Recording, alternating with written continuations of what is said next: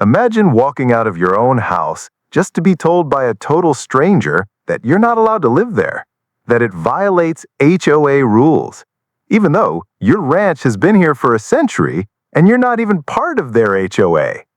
Then she calls the cops on you for living in your own home. But what she didn't expect was sweet legal karma. My name's Grant. I'm 55 years old, a retired Army engineer, and a full-time rancher. My ranch? Been in my family for over 90 years. I built my house with my own hands. It's mine, plain and simple.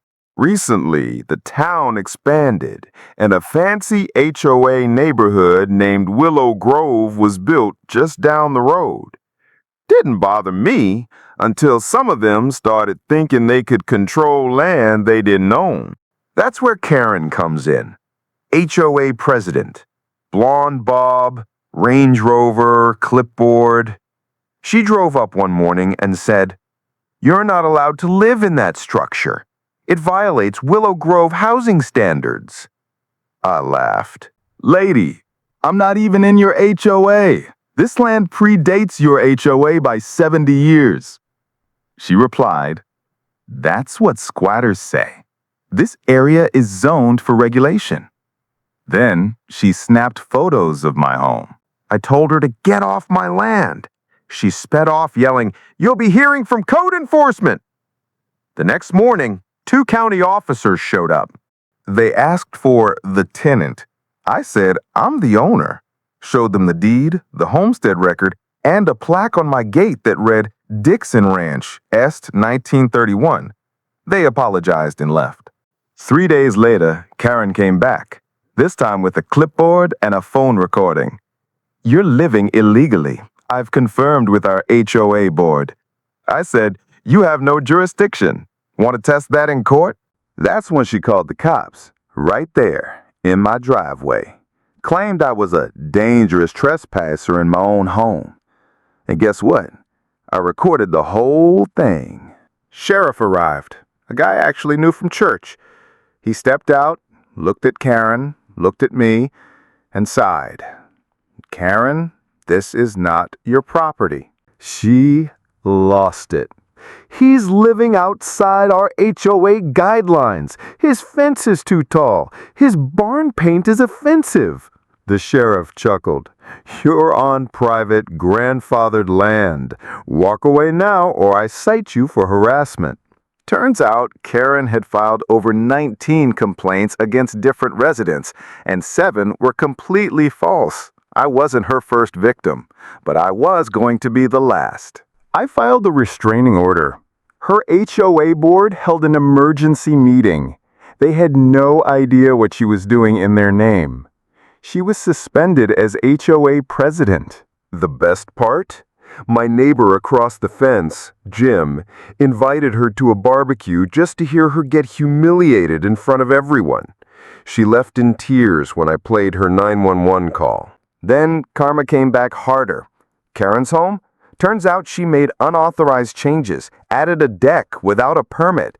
The HOA fined her $18,000. She tried blaming it on ranch retaliation, but no one bought it. Even her friends started distancing from her. That HOA newsletter quietly stopped mentioning her name. I kept living peacefully. My cows, my horses, my dog Max, all fine. I added a new sign at my gate. Warning, Karen Free Zone. A few weeks later, I got a thank you letter from her replacement, a kind woman named Teresa. She apologized for all past behavior done in the name of the HOA. She even brought pie. Now, things are quiet. No more fake violations, no more HOA harassment. Just me, my land, and a rock-solid fence line that no one crosses. Sometimes I still see Karen driving past, looking bitter. But she doesn't stop anymore. She knows better. She learned the hard way. You don't mess with ranchers. My land isn't just mine legally, it's mine historically. No HOA, no Karen, no clipboard queen will ever take that away. Ever. I've since helped 2 other homeowners fight back against illegal HOA threats. Turns out, I'm not just a rancher anymore. I'm a local symbol.